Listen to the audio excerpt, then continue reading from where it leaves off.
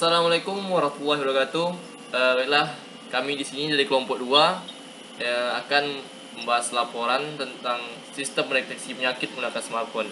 Nah, di sini yang beranggotakan saya sendiri, Alvin Hernandez dan Rangga Prawira Delianto. Nah, selanjutnya di bagian pendahuluan ini akan dijelaskan oleh saya, dan di bagian user flow akan dijelaskan oleh Rangga Prawira Delianto. Oke, baiklah. Pertama itu pendahuluan.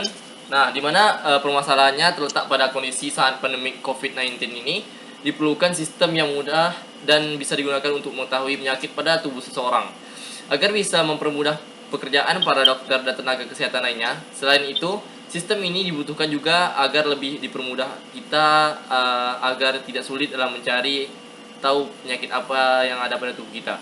Dan juga ini masa pandemik sekarang alat praktis sangat dibutuhkan agar kita lebih cepat tahu apa penyakitnya dan apa solusi yang harus kita lakukan. Nah, pertama kita masuki analisis dan alur sistem. Terdapat user analisis.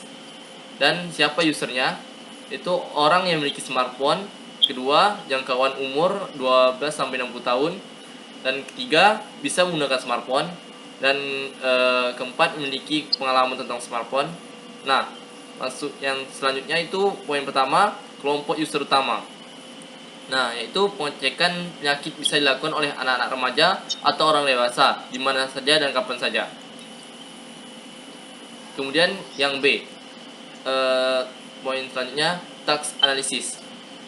Pertama, mendeteksi penyakit di dalam tubuh, di mana user membuka sistem aplikasi, user memasuki menu home, kemudian user memiliki fitur deteksi, kemudian user mulai memasukkan keluhan, dan yang selanjutnya sistem akan memproses, lalu hasil deteksi penyakit dilihat hasil deteksi penyakit di tubuh kita.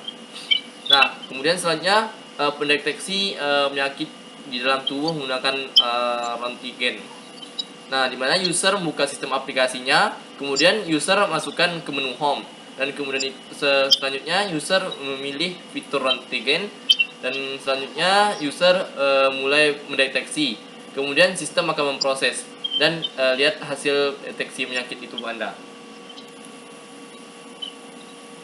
Selanjutnya akan dijelaskan oleh Rangga.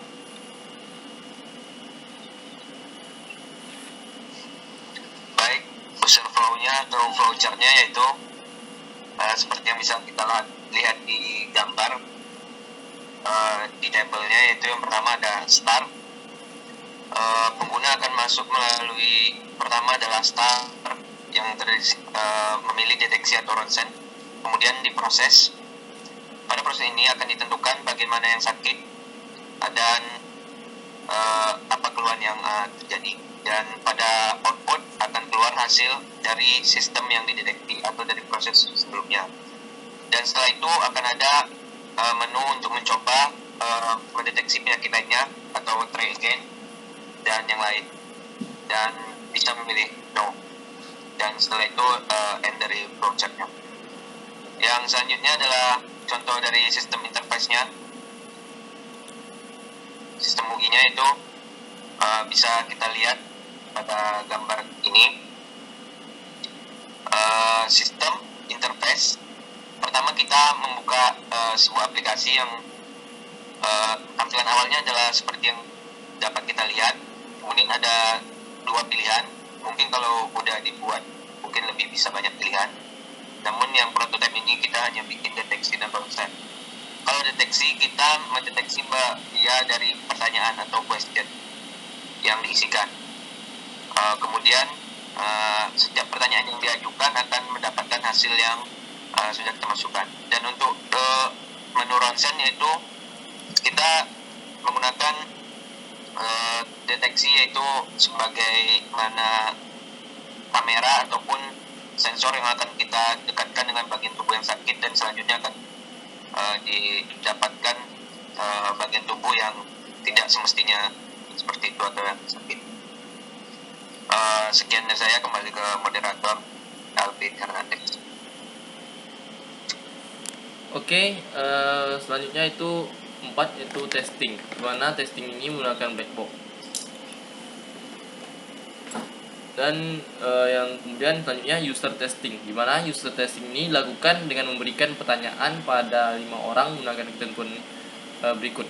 Nah, berikut adalah ini sudah saya buatkan di Google Form. Nanti ini saya akan berikan kepada orang lain. Oke, sekian presentasi dari kelompok kami. Bila ada kekurangan, kesalahan, atau ada kata-kata yang tidak berkenan di hati penonton atau melihat video ini, kami mohon maafkan. Assalamualaikum warahmatullahi wabarakatuh.